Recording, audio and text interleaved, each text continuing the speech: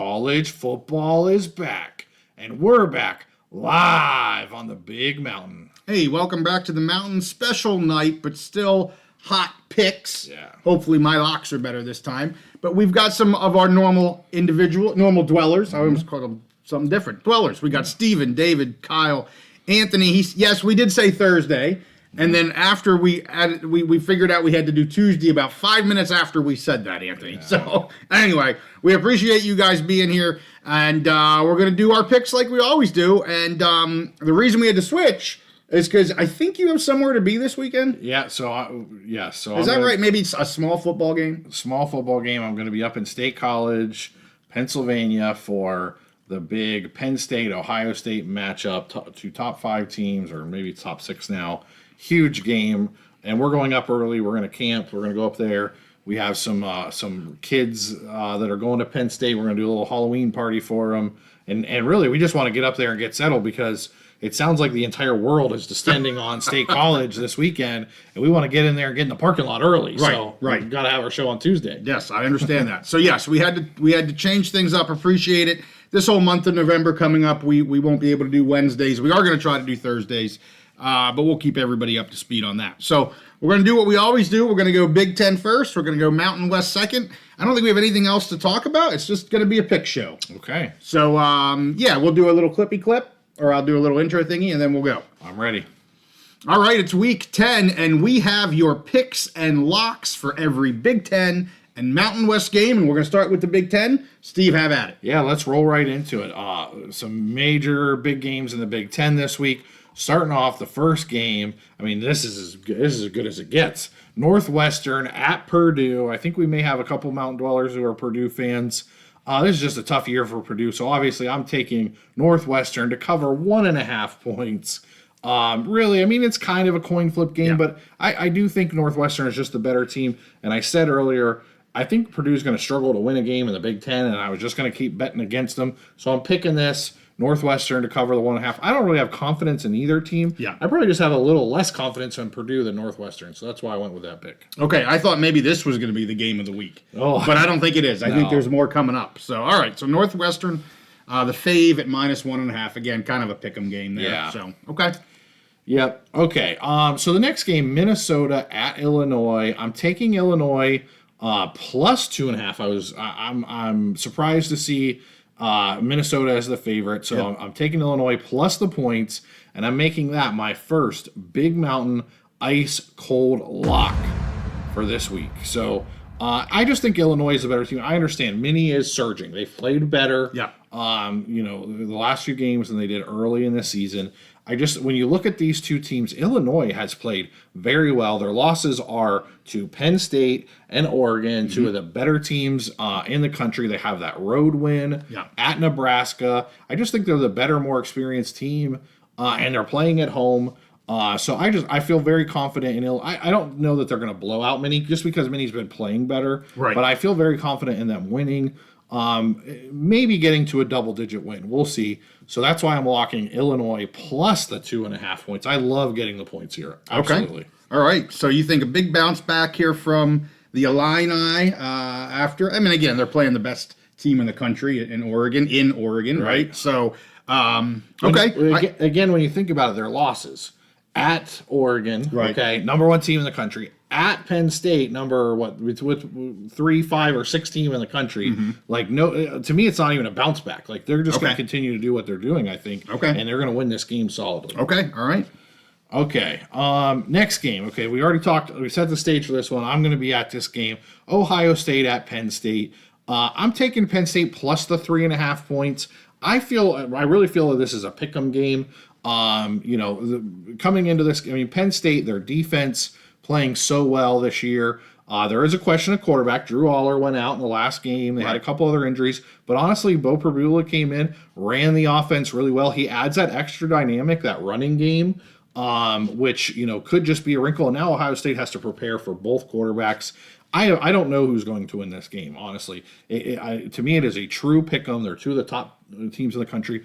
Ohio State, you look at their roster and you say, okay, they have the better roster. However, the last, that game against Nebraska, I think we saw David Jorgensen. He says my Huskers put up a good fight. Yeah. Did they ever put up a good fight? They almost stole that game in Columbus, and honestly, they exposed some weaknesses. Yeah. Ohio State has had some injuries, especially on the offensive line. They're shuffling people around. They're moving one of their better guards. They've lost their starting left tackle and then his backup. Now they're moving one of their better guards over to left tackle. And Nebraska was beating him like a drum, and then they were beating his replacements inside. Right. So Ohio State, they're really having trouble on the offensive line. And what is Penn State's strength? Their defense, the depth of the defense, and as the game goes on, their defensive line just keeps chipping away. They can rotate 3 deep on the defensive line, and they're getting to teams. They're shutting down the run game. They're putting pressure on the quarterback. So I'm taking Penn State plus the 3.5, but to me, this is a true pick'em game. Okay. And we'll see. If you look at recent results over the last 10 years, you would say, does Penn State, it favors Ohio State because Penn State hasn't been able to beat them since 2016. Right. If you really just look at this season and the results on the field, the way Penn State has played to the way Ohio State has played, to me, it's just a true pick'em game. You do have that home field advantage. It's not a nighttime whiteout, which would be great. It is a during the day, big noon game. Yeah. So we'll see how it goes. Okay. All right. So taking the points with Penn State. Kind of a big game coming up. You've got the wonderful undefeated Indiana Hoosiers. Where are we going with this game? We're still riding that Hoosier train, and that's why Indiana is traveling to Michigan State, and I'm taking Indiana to cover the 6.5 points, and I'm making that my next Big Mountain Ice Cold lock. I feel very comfortable in this. I mean, Michigan State, they played well this last week against Michigan. They're a scrappy team. They've played better than I thought. But Indiana is just a freight train right now. Yep. They're running on all cylinders. This last week, they didn't have Rourke. Taven Jackson had to come in, and he was not quite as efficient as Rourke. But you saw just this team is so balanced. Yep. Offense, defense, the running game, the passing game. Taven Jackson did just fine operating that offense. And their defense is just it's really, really solid, way better than I thought it was going to be this year. And they could just beat you in so many ways. And they're so well coached. So I like Indiana to win this game by double digits. Yeah. I think they're just a lot better than the current iteration of Michigan State. Now, a year or two from now, we'll see how that goes. But Kurt Signetti, he's got this freight train rolling. We've been riding it all season. They have not trailed, JY. They have not trailed at any point. They're 8-0. Crazy. It's crazy. Not 1 second have they trailed in a game. Yeah, that's just unbelievable. That stat is so crazy. And, I agree with you. They're still not being respected by the odds makers that make these lines. Right. I mean, that's clear here at 7.5. This should be up. This should be a double-digit spread. This should be a 10.5 type of spread. I think you'd probably still lock it at 10.5. I probably would at 10.5. Yeah. I mean, Steven likes Indiana to win by 21. He likes 3 touchdowns. So, and of course, Rumblings, who's a Oregon State fan, says he doesn't want Michigan State to score any points. But yeah, these lines just seem incredibly low for a team that is cooking. I mean, you look there and you go, where are the question marks? I know you were talking run defense, maybe. I was super impressed with their defense this past week. I mean, really strong defense. So it's just they got everything in their game right now. So, you might as well ride them all year. I mean, heck, even if they don't win one for you, I'm not saying that's going to happen, but there's nothing to show that they're not going to keep beating these spreads and beating these teams, So anyway, and honestly, like if this line would have been like a 15, I expected it to be like 15.5, 16.5, 17.5. Yeah. Maybe I would have had some pause and just picked it instead of locking it, but they're still just Vegas, the odds makers, the pollsters, everybody still continues. They just look at Indiana as a good story. Right. They're more than a good story. They're a damn good team. Yeah. Right. Okay, moving on to David Jorgensen's Big Red Machine here. UCLA at Nebraska. I'm picking Nebraska to cover the 6.5. Nebraska, they got Hoosiered a couple weeks ago, but they came into Ohio State, into Columbus, and showed what they were made of. Again, I like this Nebraska team. They're a good, solid team.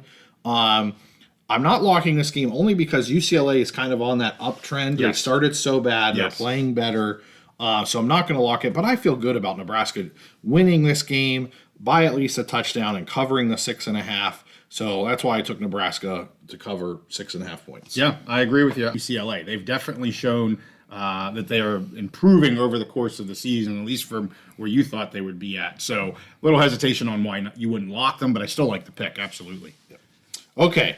Next game, Oregon at Michigan. I'm taking Oregon to cover 15.5, and I'm making that another Big Mountain ice cold lock. Oregon is just the machine. Last week, I picked them not to cover. Right. And like I said in our recap video, boy, was I wrong. I thought maybe they would just kind of take their foot off the gas, get through this game. They have a lot of goals. Obviously, they have no intention of doing that. Dylan Gabriel is operating that offense like a fine-tuned machine. Dan Lanning is pushing that pedal to the metal.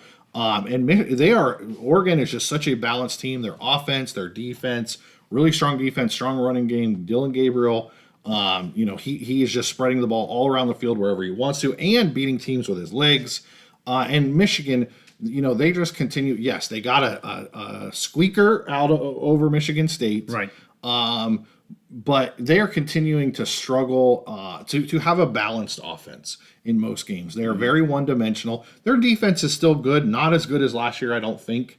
But because their offense is so one-dimensional, we saw that Illinois and Michigan game where Illinois just said, we are not going to respect your pass game. We are going to shut down your run game. And they were able to slow them down a lot. I think Oregon is easily going to be able to do that. And I think they're going to come into the Big House and give Michigan an even bigger spanking than Texas did when they came in there. Like you said in our recap video, there is no signs that Oregon wants to let their foot off the gas. They're a number one team in the country, and they want to stay there. Yeah. They want that number one seed. They want all the attention. Yeah. They want to show, and we talked about them coming into the season, though. They were the one Pac team that we thought was ready to compete right away into the Big Ten. Yeah. And they want to show people that every single week. Mm-hmm. So I feel really good about them beating, I think, by 3 touchdowns or more, just giving Michigan an old-fashioned butt-kicking. Michigan's feeling really good right now because they squeaked out that win over Little Brother this last week. But they got a tough schedule here the rest of the season, and I think this week they are in trouble. Yeah, well, and we, like you mentioned, we said we thought Oregon was ready, but I'll tell you what, they're even better than I thought they were going to be. Like, we knew they were ready to make that move, but they're going on all cylinders. Yeah. I mean, they're scary. They're slowing them down. I will say real quick, I don't know if you saw this. I think I just saw it today. Michigan had been using three quarterbacks, right? And was it Tuttle? Tuttle. He retired. Retired. Yeah, he got hurt, I think, 2 games ago. Got knocked out with another concussion. Yes. He was the guy. I think he's played like 6 years of football. I think it's at 7. Maybe this was our 7th. He's one of my guys. Yeah, if you know what I'm saying. Yeah. So I mean, good for him to make that decision. I mean, you don't want to see people with those kind of injuries, right. But and they got 2 other quarterbacks they're going to continue to use, and I don't think it's going to matter. I mean, right. Well, I'm just saying they've been trying to use different guys, and now their pool has been not that maybe it matters, but their pool has been decreased from what they would have had earlier. So okay. I expect to see. I think we're going to see a lot of pain. Michigan got that. They got that win over Little Brother. They felt good. I think we're going to see a lot of pain the rest of the season for them. I see them losing this week to Oregon. I see them losing to Indiana. And I see them finishing the season with an absolute, getting their butt handed to them by Ohio State. And I don't really necessarily take pleasure in that, but we kind of predicted they were going to be down this year. Yeah. And we got so much pushback from Michigan fans saying, oh, the defense is still great. The defense is still there. Yada. Well, we'll see this week. Let's see how that defense holds up to Oregon. Okay. All right. You got a couple, 2 more Big Tens, and then your stepchild. Yes. Okay. So USC traveling to Washington, kind of similar teams, but on opposite trajectories this year. I had USC high up, to compete for a 4th playoff spot. They've had some disappointing losses. With Washington, I really looked at them as, a rebuild this year and really struggling. I think they've basically been a little better than I thought, especially as the season has gone on. Yeah. USC's coming off of that great win at Rutgers where they just demolished Rutgers. Right. Now Rutgers has problems of their own. Yeah. So USC's traveling to Washington. Honestly, I was thinking really could have gone either way on this. And I just decided to go with USC to cover 2.5. It's not that many points. It's under a field goal. I think it'll be a low scoring game. And when it comes down to it, I think USC is just the better team. Yeah. So I don't feel super confident. Definitely not enough to lock this game. It could go either way, but I'm going with USC to cover the 2.5. I just think they're a better team.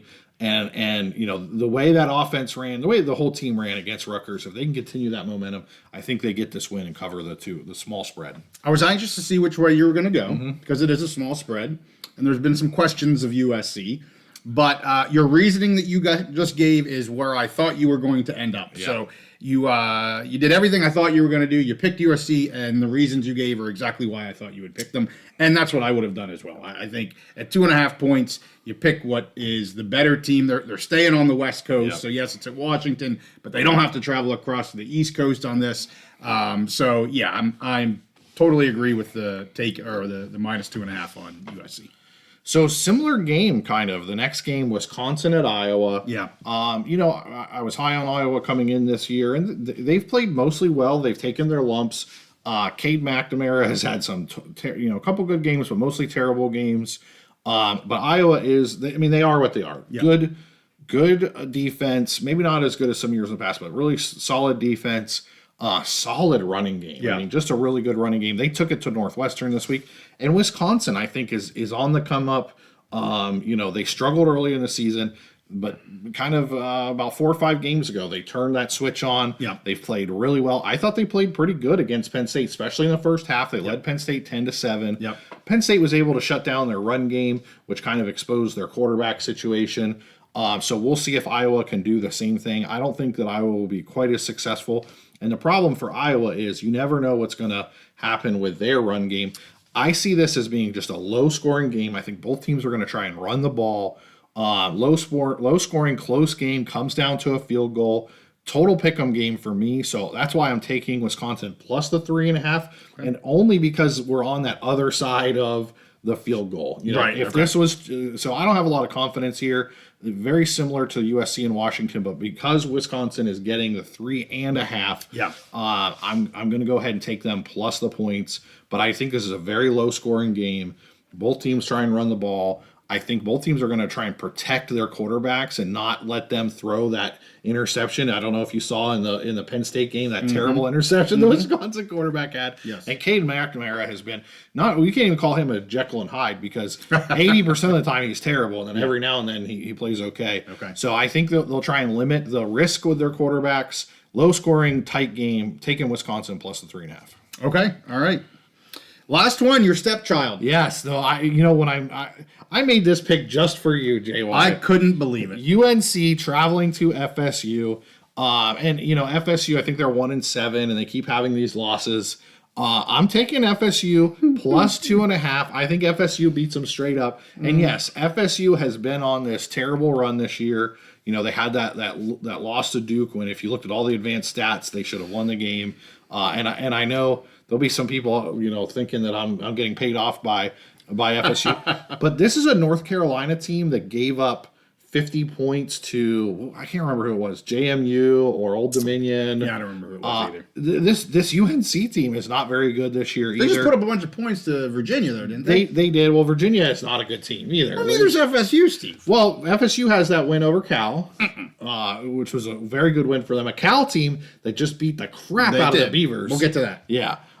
So, anyways, neither one of these, I don't have any confidence in either one of these teams. However, Squeeze Money says UNC got destroyed by JMU. I think they gave up like 55 points to something crazy. Yeah. Both teams not very good. So I'm taking FSU. At some point, the worm is going to turn. And I get the points. I get 2.5 points. I'm taking it. I'm riding it. At some point, I'm going to catch that turn, and we'll see when it is. You know what this reminds me of, Steve? What's that? When you're in a casino. And you're at the roulette wheel. Chasing money? You're at the roulette wheel. And all the numbers on that damn screen are black. And you're like, I'm going red. Yeah. And it just keeps coming up black. And you're like, one of these days, it's going to go red. And eventually it will. That's like you with FSU. Yes, and eventually it will. And I'm going to be on that. Okay. Yippee. 70 points. Anthony 70 says, points. Okay. I think they gave up 55 or 50 points in the first half. Okay. UNC did, and ended up giving up 70. This is a super flawed UNC. Both of these teams have flaws. Yeah. Super flawed UNC team, and Florida State, they're the better team. At some point, they got to win one of these. You're betting red when it's just coming up black. But Yep. with that, let's get to the. Did you like my little? I pulled in Your a little analogy? my analogy. Yeah, I like it. And you have. You like roulette every so often. Absolutely. You drink your hot cocoa and you play down on the columns, and you got a little thing going. Love it. I know how you roll. Let's go. We got time. Let's go to the casino after that. I got to make my picks first. Okay, all right. And then maybe. All right, so we're going to go to the Mountain West. I think I have 5 picks. A little bit of a lighter week for the Mountain West. Both of the Pac teams are off this week, so that's one of the reasons. So we've got San Diego State versus Boise State. The line is 23.5. I got to take the Broncos here. They are a scoring machine. You could say, well, they have a little bit of a letdown after that huge game against UNLV. Possible, but this offense is really strong. We talked in the Mountain West recap video how great that front was of the defense. I will say San Diego State, their quarterback, O'Neal, got injured against Washington State. He was out for a little bit. He did come back in. It was a shoulder injury. And I'm sorry, San Diego State, if you had trouble with Washington State's defense, you're going to have gobs of problems with Boise State's defense, especially that front. So I like this pick. I'm not going to lock it just because some little bit of intangibles here that I'm a little unsure of. Just kind of maybe a bit of a letdown game. Not letdown, they're going to lose it, but a little bit of a letdown game maybe for Boise where they're not pushing the envelope. Although I do think Genty wants to get right back on that horse and pound down another 300 yards and 3 touchdown type of game. So that wouldn't surprise me. But I'm just going to make this a pick. I'm not going to make this a lock. Boise State minus 23.5. Yeah, I like it. My only concern is with Genty. He had that little elbow tweak against UNLV. Yeah. Do they try and rest him at some point in the game? So I like the pick, and I understand why you're not going for the full lock, just because there's some variables in play. Yeah, and the backup, his was a freshman or redshirt freshman, Sire Gaines, has been injured as well. So, I don't think the issue with Genty's at all super serious. Right. But good point. If there's a little bit of an issue, they're not going to push the envelope. They have bigger fish to fry than beating San Diego State by 24 points. Well, yeah, and you and I have been riding the Genty for Heisman campaign. Thank you. But Coach, is it Danielson? Yes. Right? Coach Danielson, who I think has been fantastic since he's taken over this program last year. Yeah. He has the bigger picture in mind. I think he has continued to have that big picture in mind where they have as a team, they have some major team goals. Basically, every college football playoff projection I saw this week had Boise in it. Yes. And you don't want to do anything to mess that up. No, for sure. So let's get to pick number 2. One of our Service Academy games here. Army versus Air Force. The line is 22.5. I am taking Army as the favorite, giving the 22.5, Steve, and I'm making it my first Big Mountain ice cold lock. I love the line here. Air Force is going to struggle to score. Army is going to get plenty of points. You saw the spread with the Navy versus Air Force game. I think this is very similar, if not maybe worse. I think Army has an even better offense than what Navy had. I think, like I say, Air Force is really going to struggle to score here. We kind of joked about me picking against Air Force and locking against Air Force about 3 weeks ago. I don't know if I'm going to lock against them every week, but they're just going to struggle to score. They tried to make a quarterback change 2 different times. Boucher now came back. I don't know if he's going to start this game. Quite frankly, it's irrelevant to me. I don't care who's under center for Air Force. They're just going to struggle to score, and Army they know how to score. So at 22.5 points, I love this line. Give me the, what are they? The Black Knights? Black Knights now. Yeah. Army Black Knights. Yeah. You look at the advanced stats, and Army is one of the most efficient teams in the country from an offensive perspective and playing pretty good defense as well. And Air Force, unfortunately, is just kind of, they're one of the worst teams in FBS. I hate to say it. So I love the pick. I love the lock.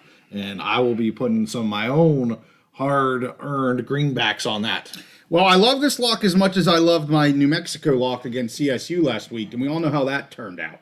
New Mexico decided to not score. So hopefully that doesn't happen here with Army, and they can pound the rock into the end zone many a time. Well, I agree, and I'm going to defend you a little bit on that. We were talking off camera, and when you look at the advanced stats of that game, if you played the New Mexico game 100 times, New Mexico would have won 85, 90 times and covered easily.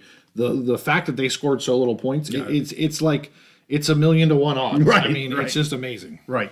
Like I say, the total number was 23. I think the over-under on that game was 60. So anyway, let's put that behind us. Let's lock Army and make some money. All right, game number 3. Speaking of the Lobos, New Mexico versus Wyoming. Wyoming traveling south to New Mexico. I am actually going to take the 7.5 points here with Wyoming. I'm not super confident. I think I've said that 3 or 4 weeks in a row when I pick Wyoming, and they've been close games. Yeah. That's why I'm not super confident. I will say they have named, Steve, Caden Anderson, the starting quarterback for the Wyoming Cowboys. I know that doesn't surprise you at all. Whaley is also supposed to be back, so this could be a significantly better offense in Albuquerque than they've had all season. And I'm not trying to knock Svoboda or anybody else, but Anderson looked much better throwing the ball. He looked much more comfortable throwing the ball. And Harrison Whaley has the breakaway speed that they have not had at running back. So I'm going to take the points here. You know, maybe we've learned a little bit, especially with CSU's defense. Playing New Mexico. Of course, New Mexico turned the ball over 4 times. But as I said, I really appreciated the way the Pokes defense played against USU that has a very high-scoring offense. So, you know, when I saw this was a touchdown that you're giving me, I'm going to take those points, and I'm hopeful that the Wyoming Cowboys keep it close and, you know, can win us some money taking the +7. So, and I am going to bet this game. I'm going to bet Wyoming with the points. Vegas is giving you 7.5, and you're also getting another touchdown for that pick 6 that Svoboda's not going to be able to throw this week. So it's almost like you're getting 14 points. What?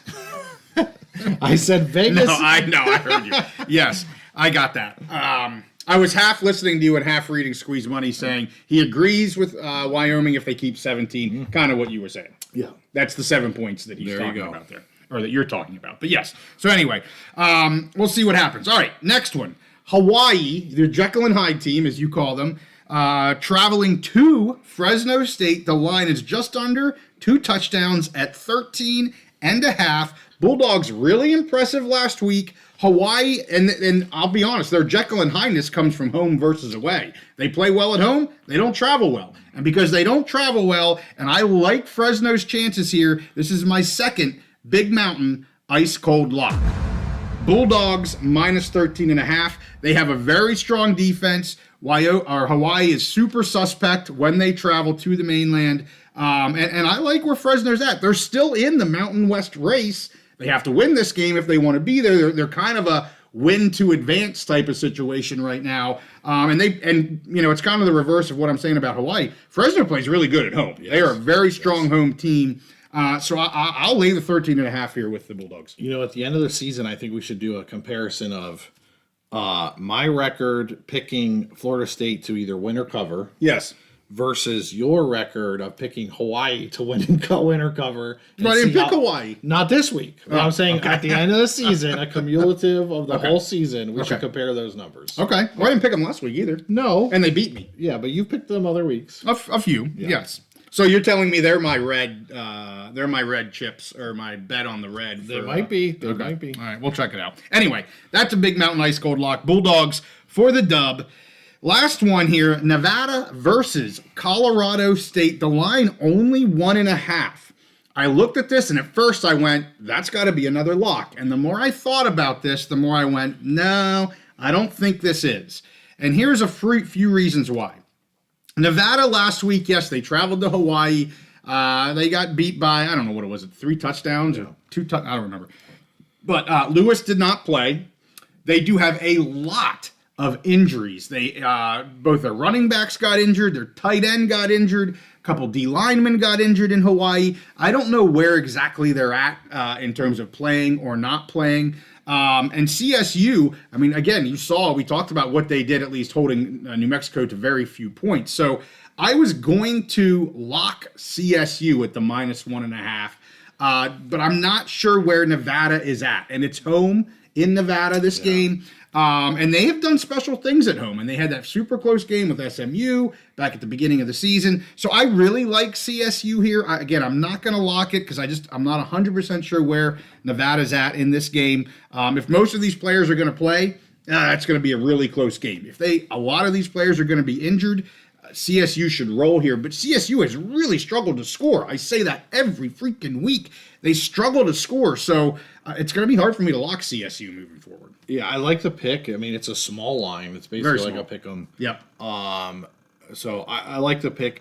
You know, CSU kind of it feels like that team that they struggled out of conference early in the season. And now since they've gotten in Mountain West play, they're on a roll. They're figuring out ways to win. Yeah. I had assumed early on in the season that we would get a UNLV Boise rematch, but you were the first to put me on and everyone else on it that CSU, they are on track. The way their schedule shapes up, if they just keep winning games, and I think they're motivated. I think they're playing well in general, balanced. Maybe not as good at scoring as you would have liked to have seen. Right. But overall, they're playing well. They're playing balanced. And like you said, really depends on Nevada. If the starting quarterback is out, I mean, he's been the key this year. That relationship with him and the coach and how the offense was working. Yeah. If he's out again, the way they struggled at Hawaii, they'll probably struggle the same way at CSU, against CSU. I agree. And I kind of beat up CSU's offense. And I probably don't speak highly enough of CSU's defense because they are the ones that are keeping these low-scoring games and letting the offense that